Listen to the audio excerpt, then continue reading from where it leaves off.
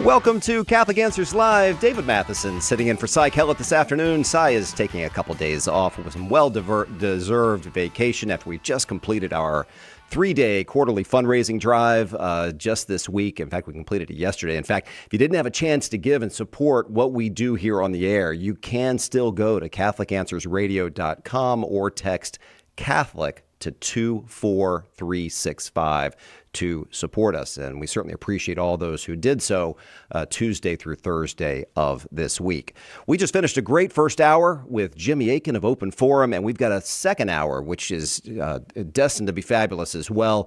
Deacon Harold Burke Sivers, who many of you know from EWTN. You may have listened to his national weekly podcast, Living Stones, on Modern Day E Radio. For those who are not as familiar with Deacon Harold, he is known as the Dynamic Deacon. He's one of the most sought-after speakers in the church today, specializes in evangelization, the will of God, the sacraments, male spirituality, prayer, and so many other things.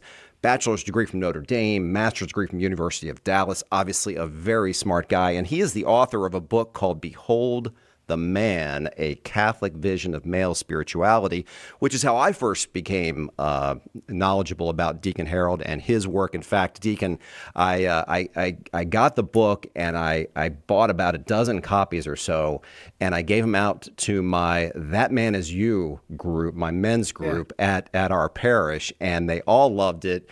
And I'm sure if they knew I was talking to you today, they would say the same thing. So Deacon Harold Burke Sivers is with us this afternoon. Welcome, Deacon, to Catholic Answers Live.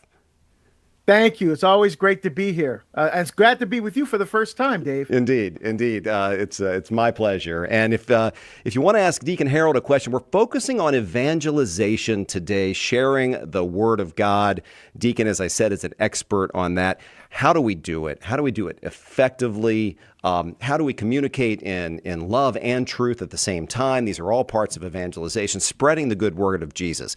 The number to call is 888-318-7884. Again, 888-318-7884. Call in now. We'll get you up on the line, and Deacon Harold is here to take your calls. So, Deacon, you travel quite a bit. You speak a lot at parishes and big conferences and all kinds of stuff. What is going on in your world, and what do you want to share with us? Well, a couple things. I've kind of got a little bit of a hiatus right now, which is one of the effects of the pandemic. Because 2 years ago, Dave, I usually book 2 years in advance, 2 years out. Yeah. Well, 2 years ago, not only were people canceling events, they weren't booking anything new. Mm-hmm. And so what happened, most of the events rescheduled, but there was still that gap where no one was scheduling anything new. And I said back then, 2 years from now, I'm going to have this gap in my schedule. Now we're in the gap. Here we are. Yeah. Here we are, which has actually been great because of a couple of reasons. One, I've been spending more time with my family. My wife and I have gone on date nights. We've been having a wonderful time, connecting with the kids, and it's been awesome. They're all adults now, but it's good to to spend that time with them. I'm finishing the last few edits on my latest book number 6, and my second one with Ignatius Press, called Building a Civilization of Love, a Catholic Response to Racism, which will be out in the fall. Mm-hmm. Yeah. So I still am seeking imprimatur from my Archbishop. So we're starting that process right now. But everything else is pretty much done with the book. So that'll be out soon. Like I said, in the fall.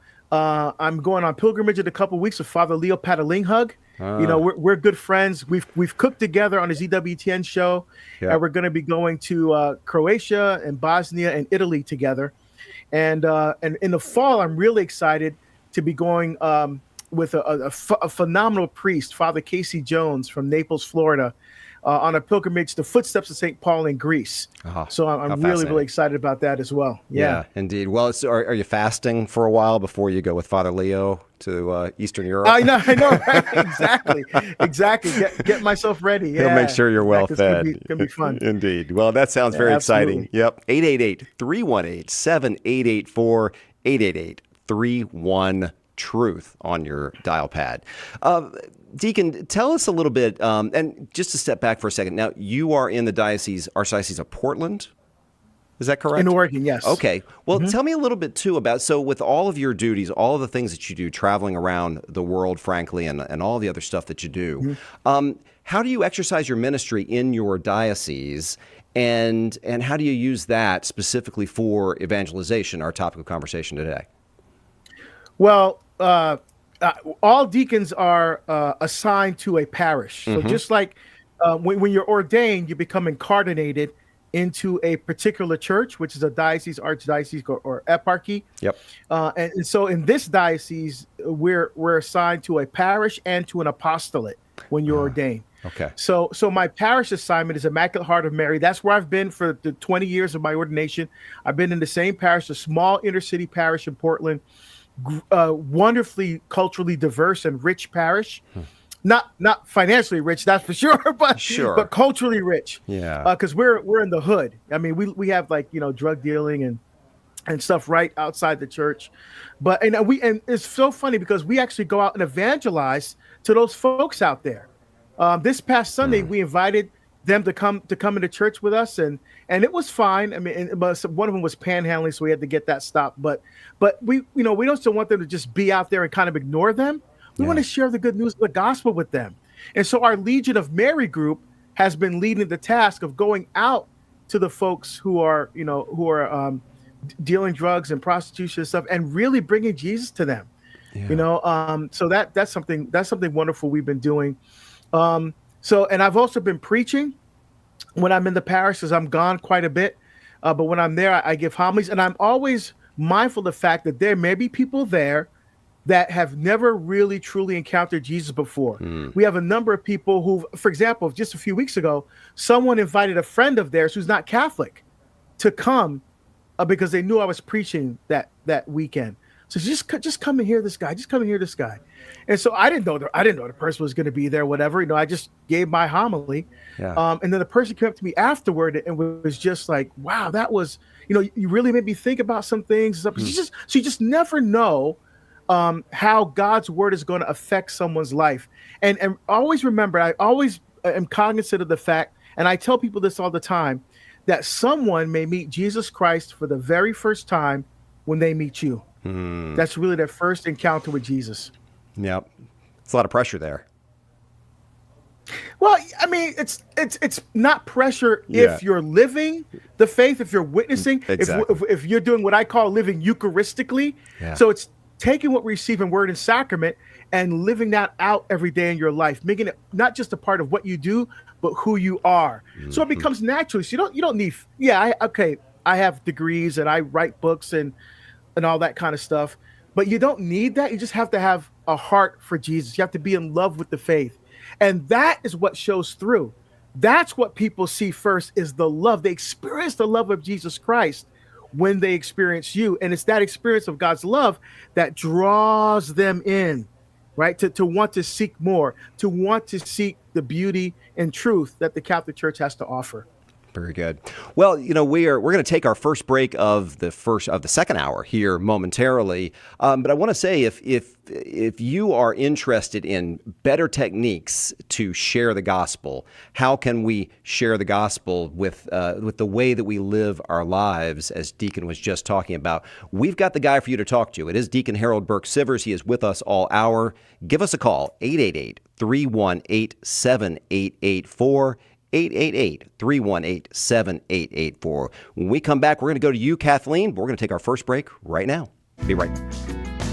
Miss a show? Make sure to catch up by downloading the podcast, available online at Catholic.com.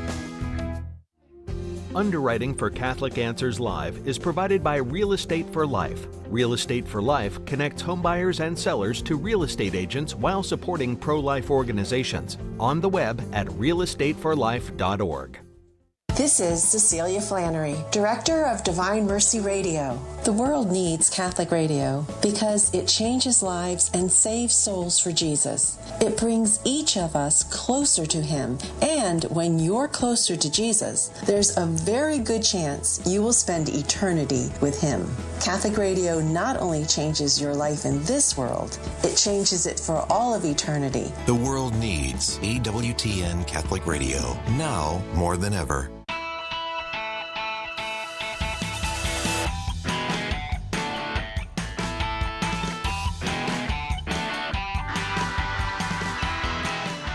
Welcome back to Catholic Answers Live. David Matheson sitting in for Cy Kellett today, who's taken a couple of days off. We are here with an hour about evangelization with one of the experts, Deacon Harold Burke Sivers. Give us a call here at 888-318-7884, 888-318-7884. We want to hear from you, just like we're about to hear from Kathleen, calling from Tulsa, Oklahoma, listening on St. Michael's Radio. Kathleen, go right ahead with your question for Deacon Harold.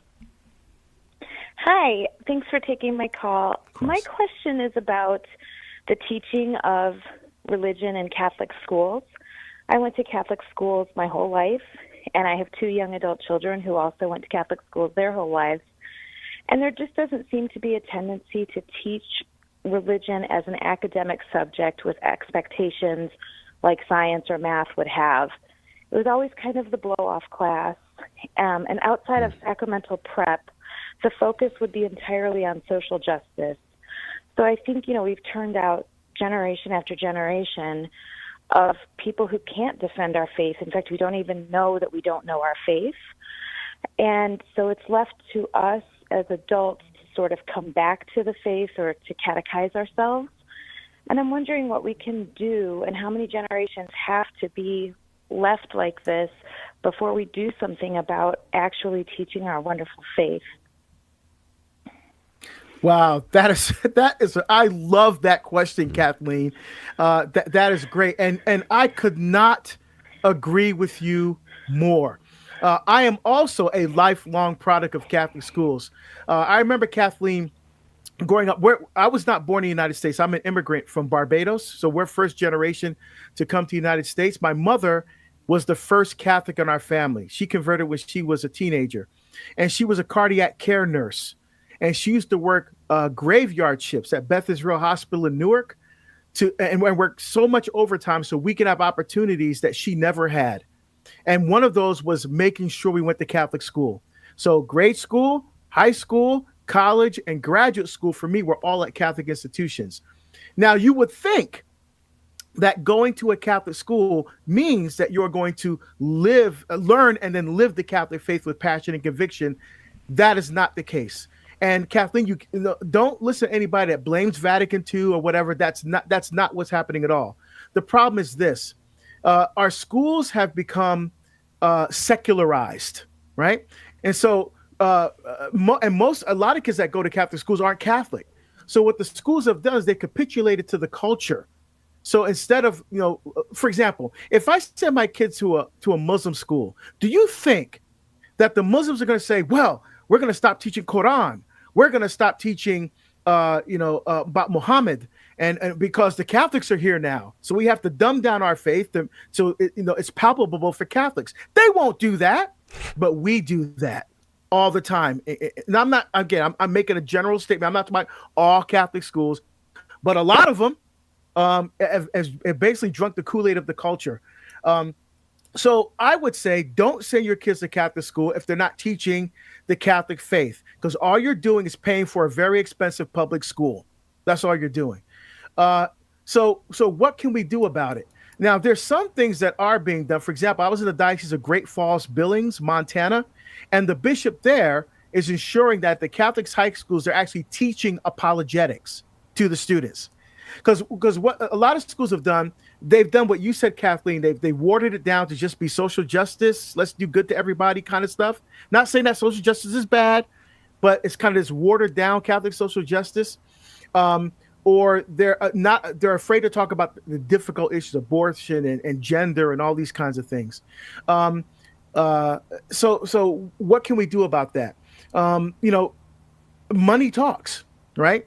So if we say I will not support these Catholic schools that are teaching the Catholic faith, because what they're supposed to be doing, Kathleen, they're supposed to be supporting what parents are doing at home, right? They're not taking the place of what parents are doing at home, but supporting what the parents are doing at home and helping to strengthen their children's faith. So they make that connection between the mind and the heart. So if they're not doing that, don't send them there. I'd rather take my chances with public school and have the kids actually learn how to defend the faith practically, rather than spend money sending them there where they just learn basically a watered down faith. And the things you have to be knowledgeable yourself, as you were talking about, Kathleen. Parents have to educate themselves in the faith, because remember, parents are the primary educators of their children. So if I can't give what I don't have. If Dave said to me, Deacon Harold, give me $20, and I went to my wallet, which is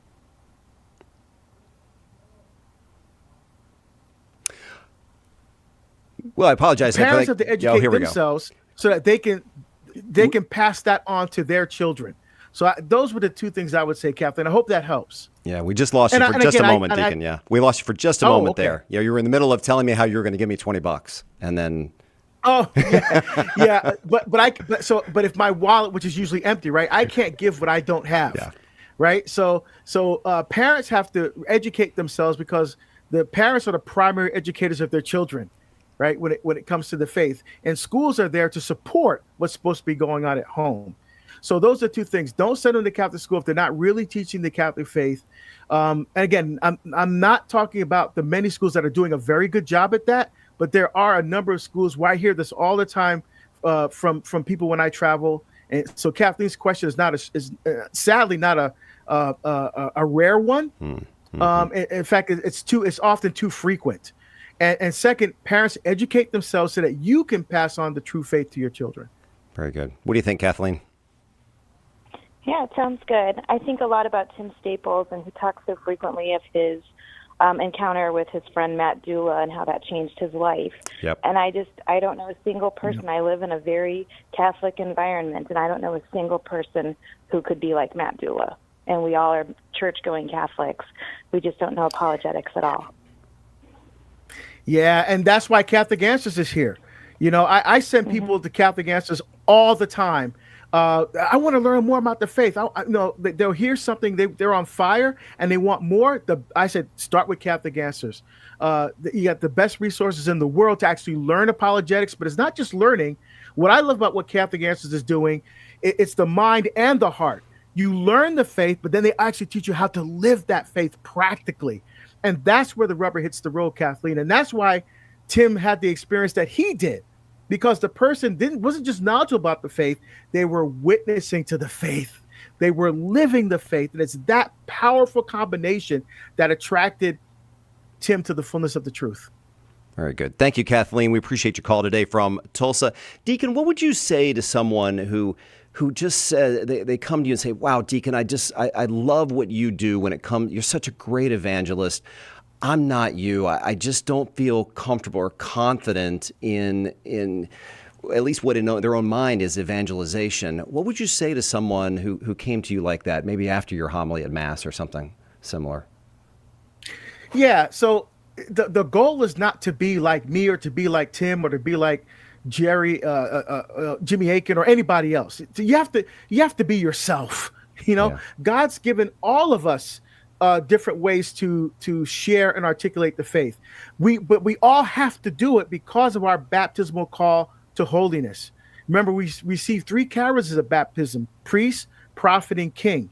Right? The priest is the one who offers sacrifice, so our lives become a living sacrifice, acceptable to God.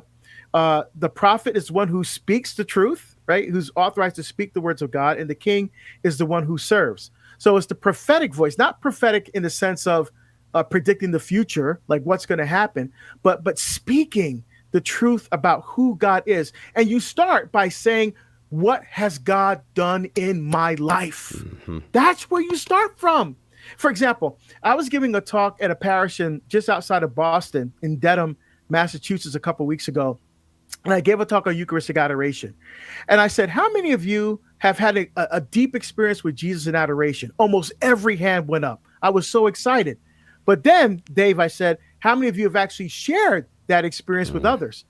Only half the hands went up, right? Right. So it's wonderful that we're having these powerful experiences of Christ, but we have to share. And that's where it starts. You don't need a degree for that. It just have to be vulnerable, right? Just as Christ shared that beautiful gift of his vulnerability on the cross, right? We have to be vulnerable, not be afraid to share the power of God's love working in our lives. Now, someone at first may say, oh man, you're just a Jesus freak. Oh, you're just, they may say these things that out of their mouth, but in their heart, they're going, wow, I want what she has.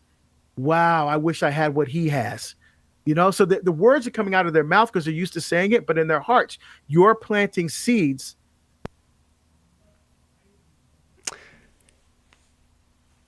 And we just lost Deacon Harold for a second here. lives. Oh, now you're back. Okay. Sorry, Deacon. We just lost you just for a second again. It was just a brief moment. We got you back, though. Okay. Well, I finished my statement, so I don't know. All right. I think we're good. All right. Very good.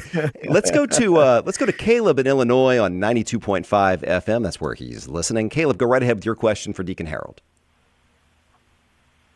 Hey, guys. Thank you very much for taking my call. I appreciate it. I think you guys do great work at Catholic Answers, and I enjoy listening. Thank you.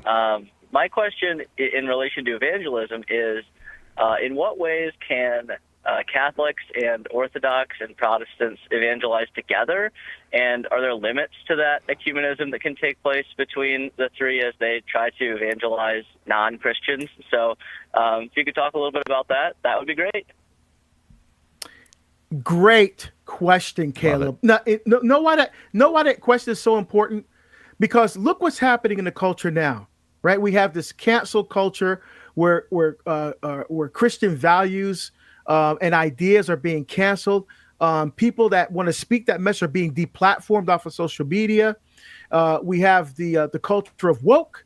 Unless you buy what the culture is feeding, we're not the ones. We're asleep, and we have to be woken up by the culture. With all that going on, our witness as people of faith becomes even more powerful.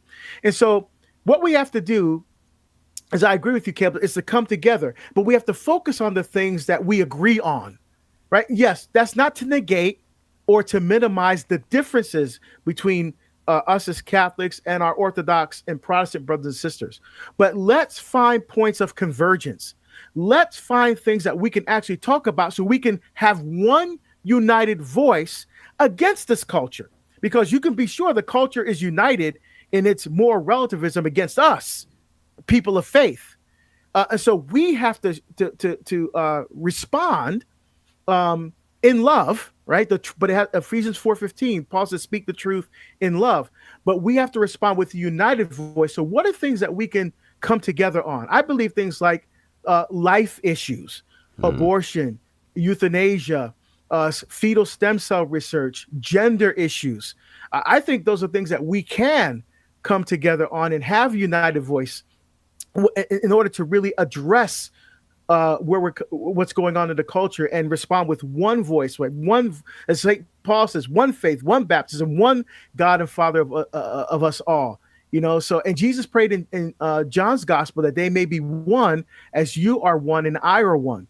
So until we're able to get that intellectual and full faith unity, at least let's come together now on issues we can agree upon, especially moral issues of the culture, and speak with one voice. And I think that's how we begin to counter what's happening in the culture. What do you think, Caleb? I think that's wonderful. Thank you very much. You bet. Thanks for calling in today.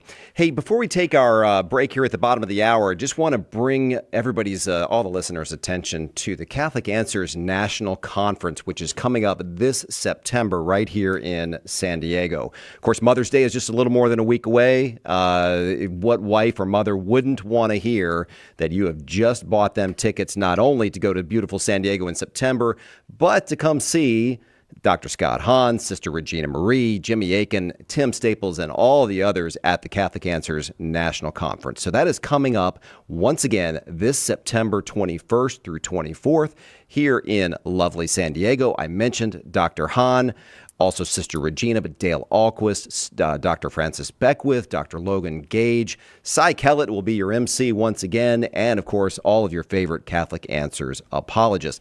This conference is going to sell out early. Make sure to buy your tickets today.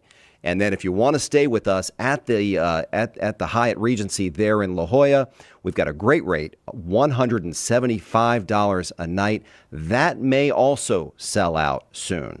So buy your tickets to the conference and get your hotel nights at the Hyatt Regency in La Jolla. You can go to CatholicAnswersConference.com now to make your reservations. CatholicAnswersConference.com, all one word. The promo code EARLY, EARLY, the promo code EARLY will save you $50 off your conference ticket.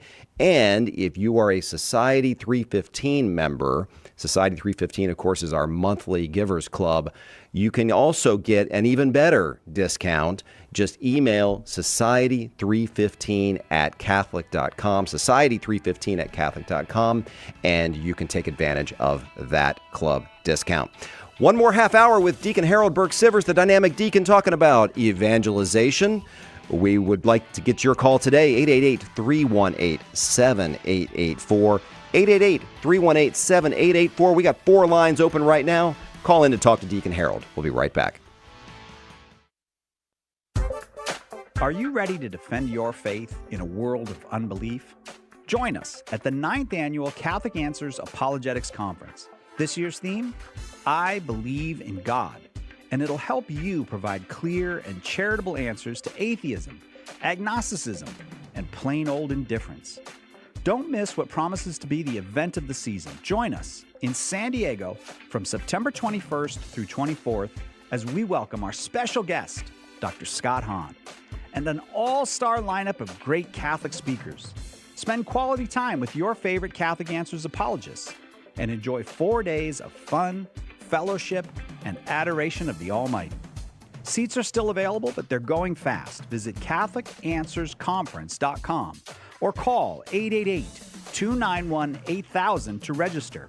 Enter promo code EARLY and save $50. That's CatholicAnswersConference.com. Want to know more about the origins of the Catholic Church? Joe Heschmeyer explores the beginnings of Christianity. In the early church was the Catholic Church. Joe digs deep into the words and actions of those who lived right after the apostles to refute anti-Catholic claims of how the faith was lived back then. Order your copy of The Early Church Was the Catholic Church today at shop.catholic.com or get it at a good Catholic bookstore near you. If you're not a Bible scholar, the full message of how the Sunday Mass readings fit together can be tough to comprehend. Apologist Carlo Broussard is here to help. Join Carlo every Friday for the Sunday Catholic Word podcast. In each episode, he unpacks the scripture readings for that Sunday and brings them all together so you can better understand and defend the faith. Visit SundayCatholicWord.com to subscribe. That's SundayCatholicWord.com. Monday on More to Life, Rejected. Has someone cut you off? Let us help you heal and seek reconnection. That's Monday on More to Life. Now back to Catholic Answers Live.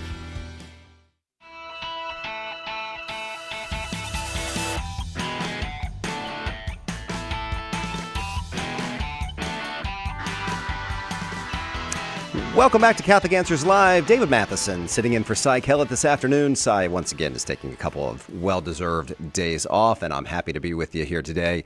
I'm normally the fundraising director here at Catholic Answers. We just wrapped up our 3-day pledge drive, and we thank you again for everyone who had a chance to support us during that effort and help keep us funded for the next 3 months. We have a special guest this afternoon for this second hour. We're talking about evangelization, how to do it, how to get good at it, how to overcome maybe any lack of confidence that you might have when it comes to evangelizing. And our guest, of course, is you could be a doctor, right? A little more education maybe, but Deacon Harold Burke Sivers, the dynamic deacon, is with us, and evangelization, of course, is one of his specialties. Let's go right back to the phones, Deacon. We'll go to Steve in Memphis, Tennessee, listening on the EWTN app. Go right ahead, Steve. Thank you. So, Deacon, I appreciate all your comments earlier, but wanted to kind of follow up and get your thoughts on the Catholic education from the perspective of teachers. And, one of the things I've observed is, the kids today in the classroom have really 2 things going. One is what you talked about is, the parents are not super catechized. And also, we're asking, say, 5th graders, 6th graders, 7th graders to learn a somewhat complicated subject. So it's like saying 20 years later, I couldn't tell you about biology or geography or whatever, because there wasn't a lifelong learning continuum. So I've really liked your teachings in a lot of areas with youth and young adult education, but just wonder, what are your thoughts on just the overall continuum of education to really reinforce our catechesis and not make it all about grade school? Yeah. Oh man, Steve, you hit the nail right on the head. Seriously. I mean, because think about it, that's where our Protestant brothers and sisters have us beat as Catholics.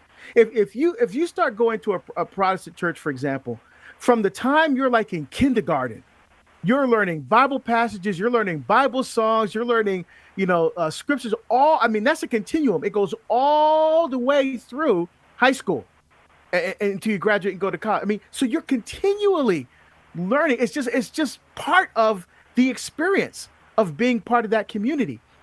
The problem is, again, I'm doing broad brushstrokes here, right? We have a tendency to compartmentalize how we educate our children. So, for example, when they're the age of reason, about 7 years old, we have first reconciliation or first communion, right? And then if they don't go to Catholic school, there's kind of this break. Maybe there's like a group, a middle school group or something like that, like middle school youth group, maybe a high school youth group. And, we shouldn't just be filling with pizza and soda, right? We should be having them how to learn the faith, and they connect that faith with their everyday lived experience. How do we articulate the faith? How do we express the faith? Age appropriate, right? At all levels. And there are wonderful materials out there that do just that. They're just not widespread throughout the Catholic education system. So we have, so you have first communion, and then you have confirmation, which for a lot of young people is Catholic graduation. Mm-hmm. Because maybe at the parish level, there has to be a continuum where they're constantly learning, age appropriate, not just learning the faith, but also how to live that faith, how to witness to that faith. And that's I think is gonna be the key to long-term growth in the church. So I couldn't agree with you more, Steve. Well, I think you're right on point. You've done some great job teaching, and just Catholic Answers alone is such a great continuum of that. And I think our parishes have really embraced the new evangelization and the continuing education, and we have to keep doing that. Again, I wouldn't know geography if I left it at fifth grade. So thank you for all you do. Well, no, thank you, Stephen. The other thing is this.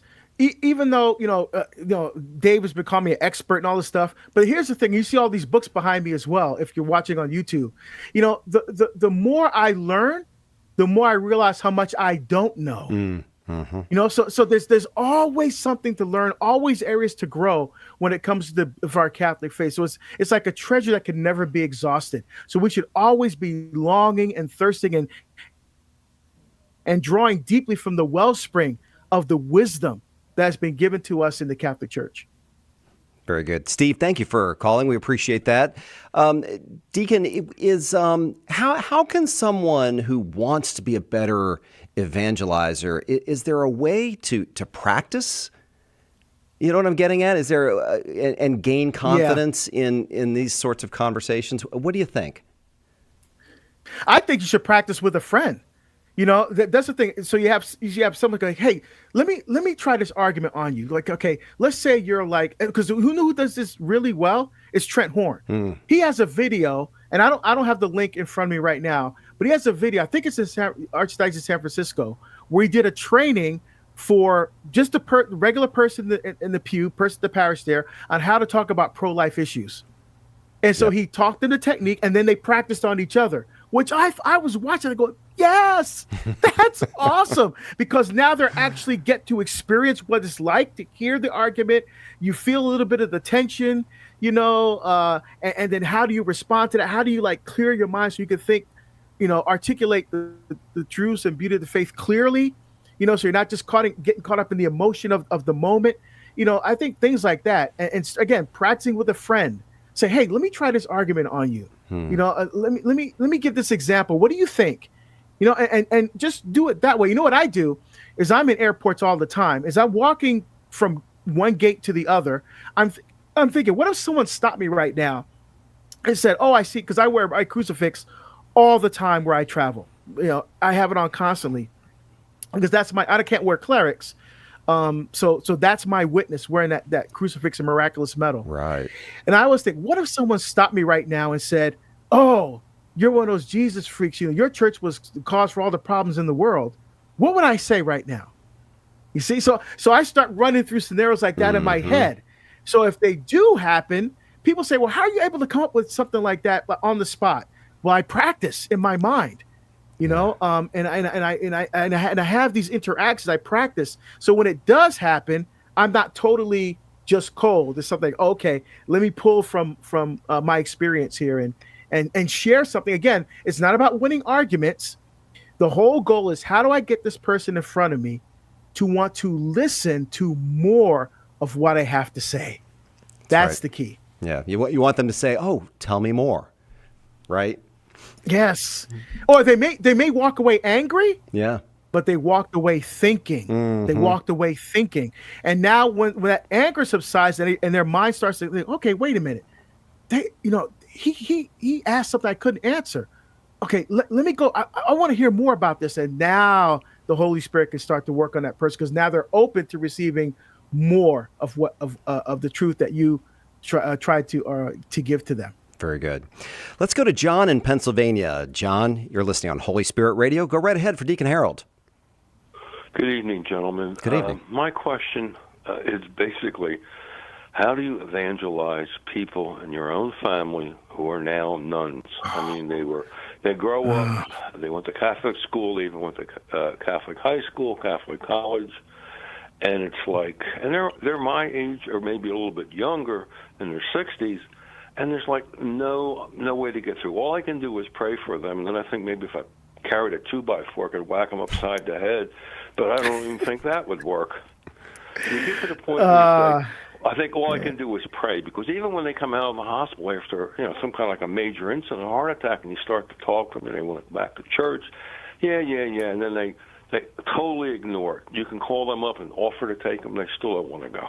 How do you handle that? Oh, John, man, that is the question. See, here's the thing. What you're asking, John, is also connected with Catholic education, because the questions people are asking, John, is, I don't understand. I sent my kid to Catholic school. They got confirmed. They went to youth group. They were at Mass with us every Sunday. What happened? Well, so many of our young people have become fans of Jesus and not followers. I think we've totally underestimated the attraction and the pull of this culture on our young people's hearts. So yes, they may know stuff about the faith, but they don't know Jesus. You see, they know things, facts and figures, but they don't know Jesus deeply, personally, intimately. So the first thing we have to do is what I said before, John. We have to share our story and our witness. Let me tell you what God has done in my life. And that's why I tell parents all the time, but when my kid comes over, like for Thanksgiving and Christmas, it's fine until we start talking about religion or politics. Then everything goes downhill and all that.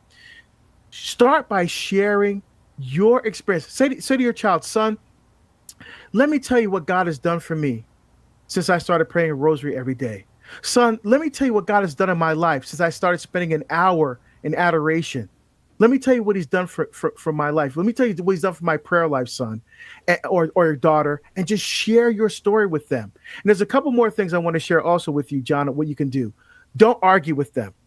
Okay? They already know how you feel, and love them more than ever before. So those two things. Don't argue with them and love them more than ever before. Why do I say that? If they come over to your house and you're continually pounding them about why they aren't Catholic, why the grandkids aren't baptized, eventually what's going to happen? Your daughter is going to leave the house with her husband. Her husband's going to say, you know what? I really love mom and dad. I really do. Your parents are amazing, but I can't keep going over there if they're going to keep hounding us about our faith. That's our decision.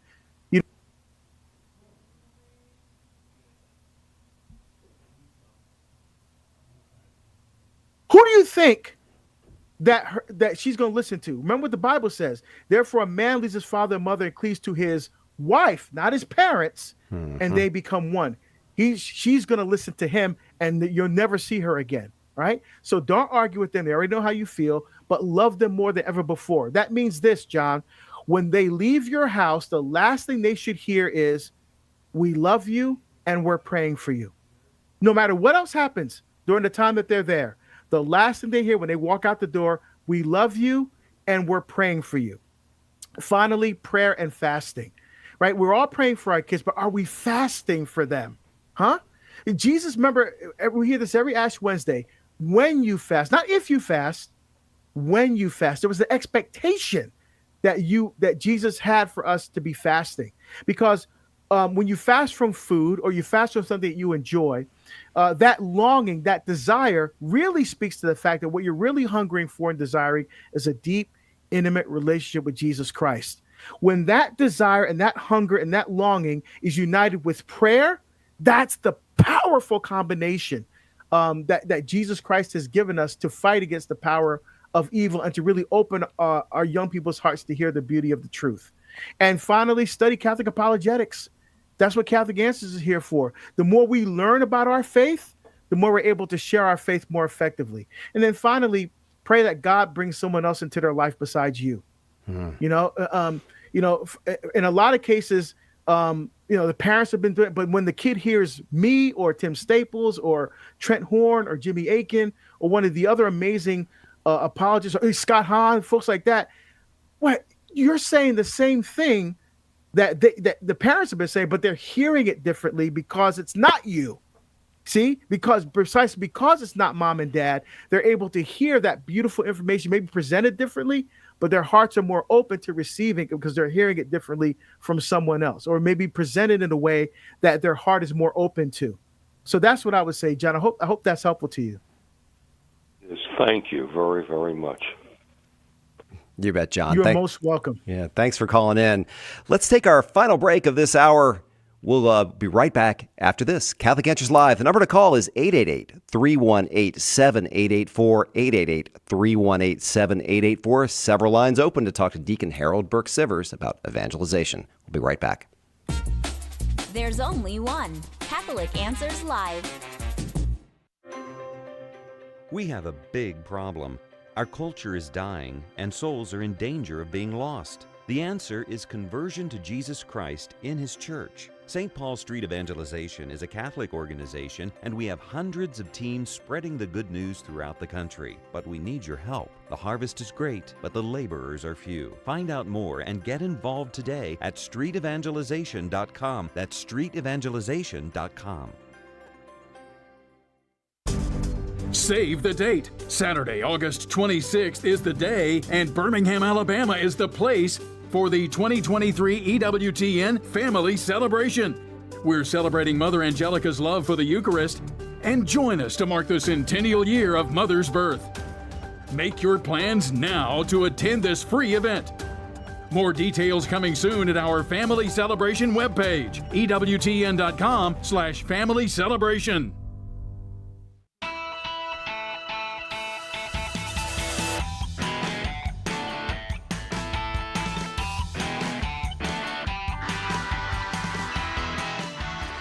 Welcome back to Catholic Answers Live. David Matheson sitting in for Cy Kellett this afternoon. Our guest is Deacon Harold Burke Sivers, the dynamic deacon. We are talking about evangelization. And the number to call is 888-318-7884. 888-318-7884. Deacon, as we think about evangelization and we think about, I loved John's question earlier about how to evangelize one's own family, and you gave a great answer, and I think you kind of edged into this a little bit as well, but particularly with young people. Right. And not just I'll say this, adults evangelizing to young people, but young people evangelizing to each other. What are you seeing out there specifically with that demographic? Yeah, that's a great question and that's super important, because I remember in Bishop Barron's presentation to the U.S. bishops on evangelization. Maybe he's chair of the Bishops Committee on Evangelization. Mm-hmm. He did a presentation where he talked about the average age when a person makes the intellectual decision that I am no longer Catholic is 13 years old. That means they've effectively left the faith before they even left their parents' house, right? And so I think a powerful way to counter that is when you have young Catholics who are on fire and in love evangelizing other young Catholics. Yeah. Right. Because it's a peer thing. It's not just these adults out here telling me things. It's people my own age. Wait a minute. How'd they get like that? Wait a minute. How come they're like that? Now, at first they may be made fun of, but just like anything else, I remember when I was working in law enforcement in a public school district in Salem, Oregon, and you'd have these fights, like one kid was being bullied and these other guys were laughing. But when you talk to the kids who were laughing, they're laughing because everybody else is laughing. They went for part of the group, but in their heart, they're saying, wow, I really feel for that kid, or wow, that kid really stood up. Or, I wish that I had the strength to fight against this. So even though on the outside, they may be showing one thing, on the inside, their hearts are moving. So I think a powerful witness to that is things like in some areas like Life Teen, or things like what Focus is doing, and I know there's a couple other programs. We have Youth Evangelizing Youth. Yeah. And I know for a fact that some of these places, they're using resources from Catholic Answers to learn more about the faith, and then that helps them to articulate the faith clearly and effectively to their peer groups. Yeah, especially when it comes to human sexuality and the gender stuff. I mean, that's huge now. And so I think it's very effective when you have people that age group talking to their peers about these difficult issues. And as he said, not being able to give what you don't have, right? That's where it really does come on to the person themselves to be able to, we're talking about evangelization and sharing the good news, to be able to take it that one step further, right? Yeah, because it's not just about learning and having knowledge about the faith, right? Because it's not just, okay, I know what the church teaches, but that's not the question that people are fighting against. It's why does the church teach that, and why should I believe it? Right. Why should I align my life to put my life in line with what the church teaches? That's the hard part. So yes, we can articulate, here's what the church teaches, because a lot of people actually don't know what the church teaches. Even if they do know they still don't, like, okay, what's that have to do with me? Right? Because we're living in a culture that worships the Trinity of me, myself, and I. Right? I'm the center of all meaning and existence. But what young people have to show other young people, that it's not about you. It's when you give yourself away in love is when you truly find yourself in God. Is when you make a gift of yourself. That's when your fullest potential as a human being can be realized. It's not about you. It's about how I can be a gift to others and to witness to that, which is so countercultural today, but it's beautiful. And you see the heart starting to move. I remember I gave an example once. I brought these two young people up, and I was doing an example of cohabitation, right? About, marriage prep. You have two people that are living together. And I asked a question directly to the guy. And here's the thing, Dave. I asked for two volunteers, and I did not know that these two were actually dating. Oh. And they were clearly having premarital sex. I didn't know any of this. I just asked for two volunteers to come up. And so when I asked this question to the guy, I said, do you plan on having sex with anybody other than your wife after you get married? He goes, no. He goes, why? You're doing it now. You have a relationship with somebody. He goes, oh, come on, man. He goes, we're going to get married. That's why we're here. We're in love, right? I said, really? So let me see if I understand what you're saying. So you're married for a month.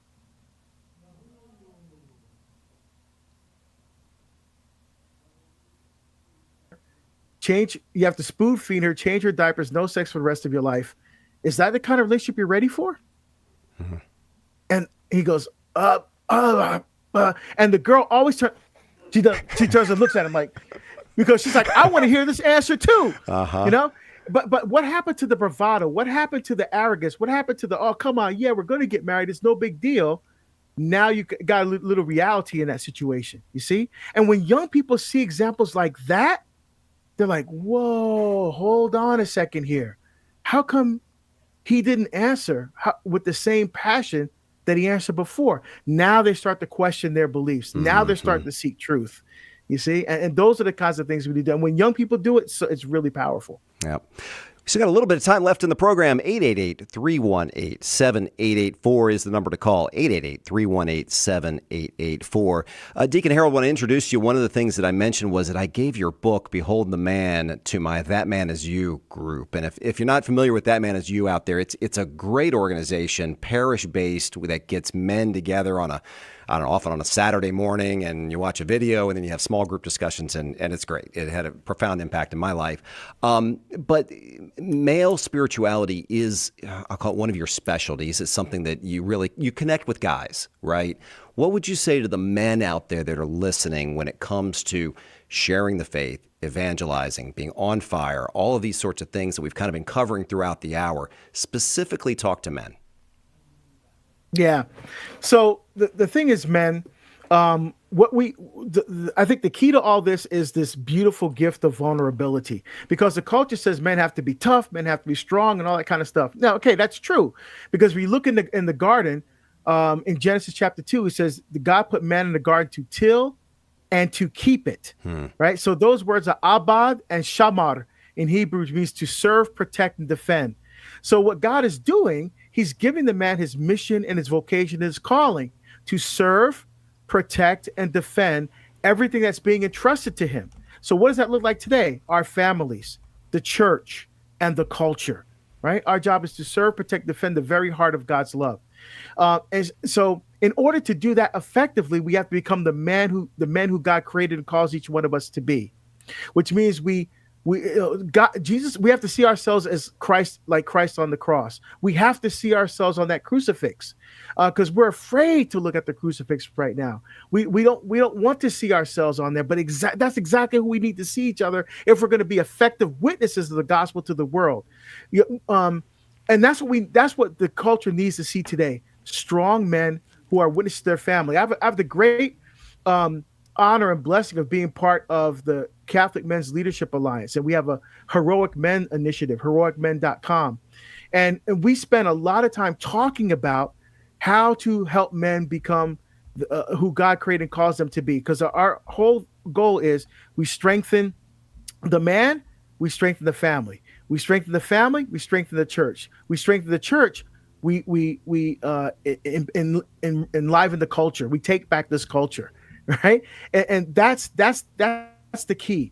But the men have to be the ones, because we're the ones that are the leaders. Why are we the leaders? Because we're the chief servants. We're the chief servants of the culture. But in order to be effective servants, we have to be effective witnesses. And so there are some amazing resources out there. Again, heroicmen.com. I think the best resources in the world for Catholic men, quite frankly.